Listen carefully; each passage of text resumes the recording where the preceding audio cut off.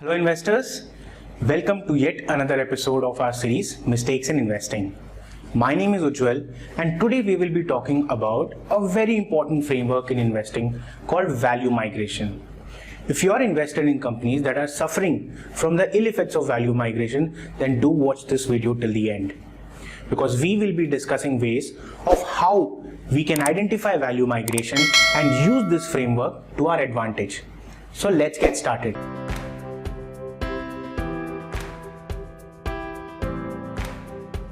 As I begin this topic, I am reminded of this quote from Warren Buffett. Price is what you pay and value is what you get. When value is higher than the price you pay for it, it is considered as a good investment decision.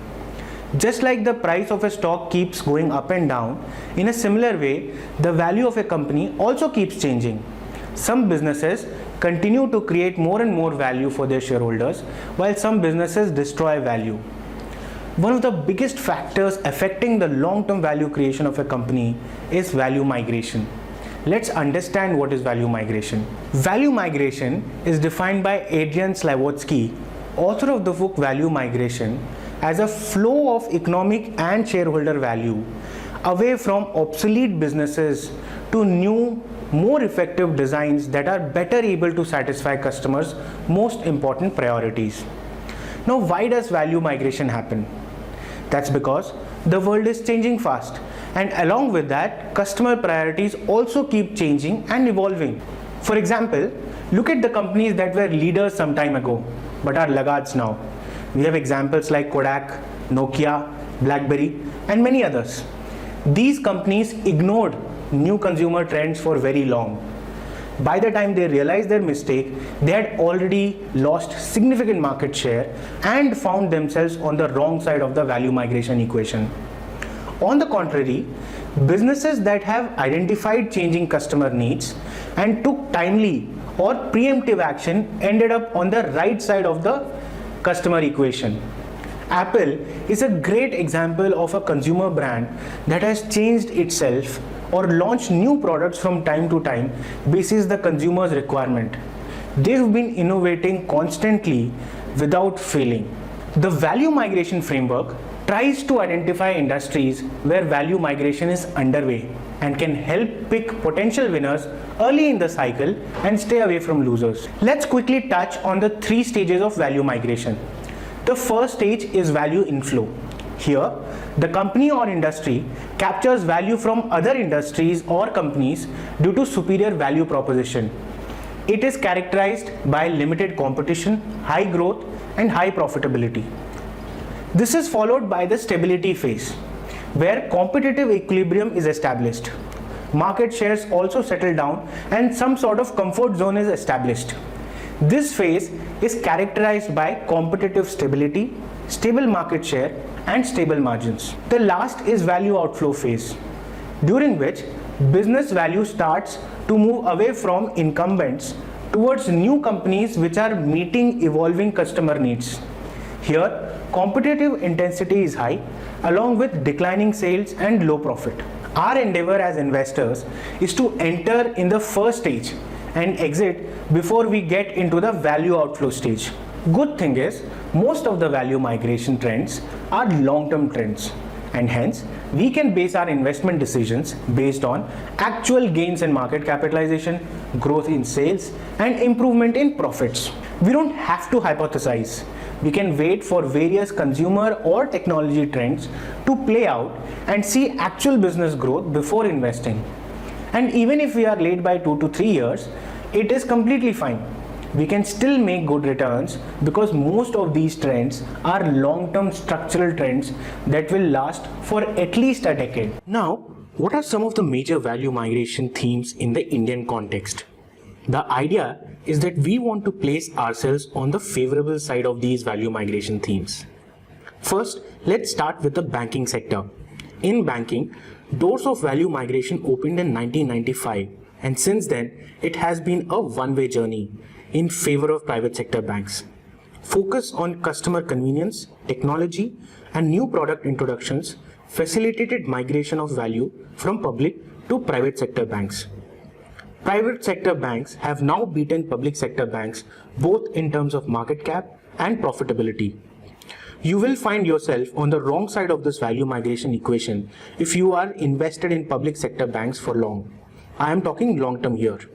Even going forward, if you stay invested in a public sector bank for 10 years versus a private sector bank, you will find yourself on the losing side.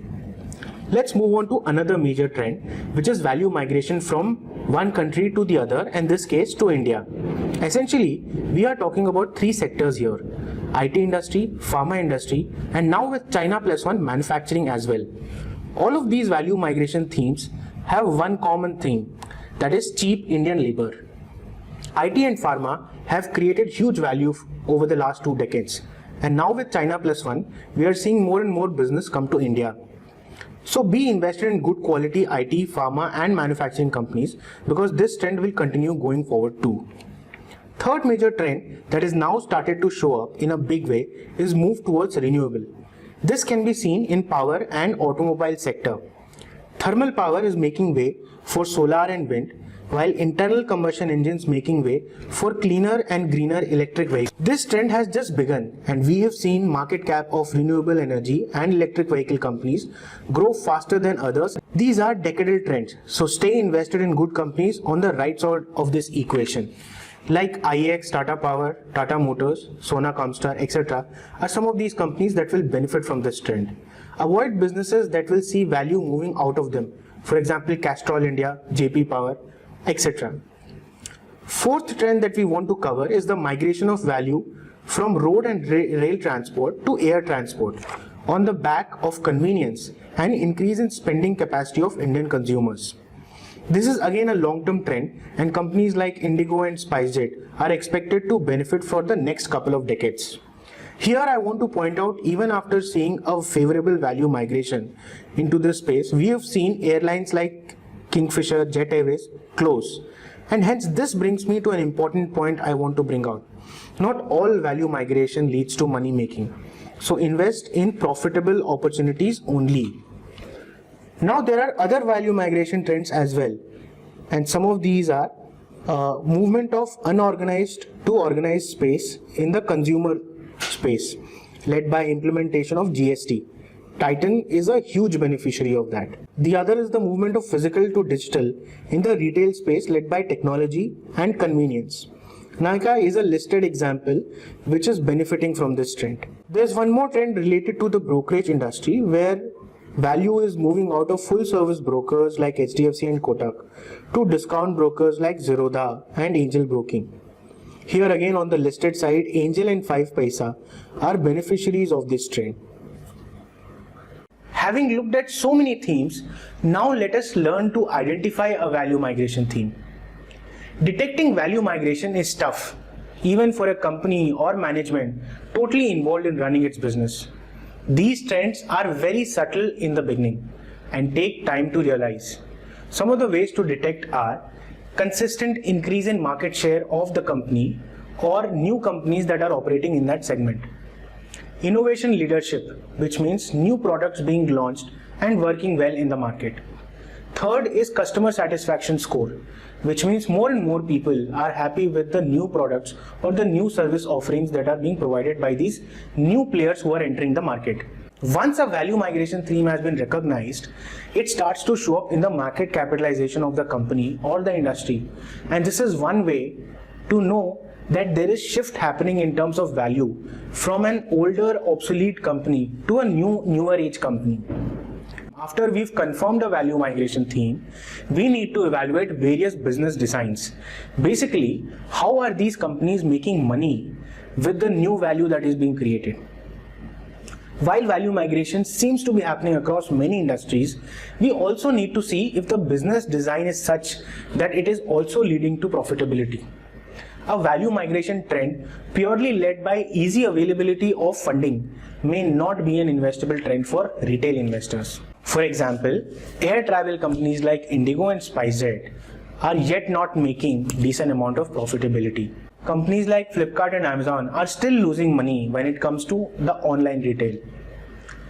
Companies like Paytm, Policy Bazaar are yet to show a path to profitability, to prove that their business design is reliable. To summarize this whole process, first we need to identify a value migration trend, and it's fine to be late by 2 to 3 years in this journey because some of these trends are fairly long, at least a 10-year or a 12-year trend, and they will play out over the long term. Once you've evaluated a value migration trend, the second thing to do is to evaluate various business designs, as in what business is using what strategy to capture the flow of new value that is happening. The third is to ride the trend by selecting the best business design that not just leads to sales growth but also leads to higher profitability. The fourth, and this is a personal request from my side, is to stay invested for the long. Please don't cash out early in this journey because these are decadal trends. Value migration is going to happen over a very long period of time, and if you stay the course and stay invested, then you would have cracked long-term investing for yourself as a retail investor.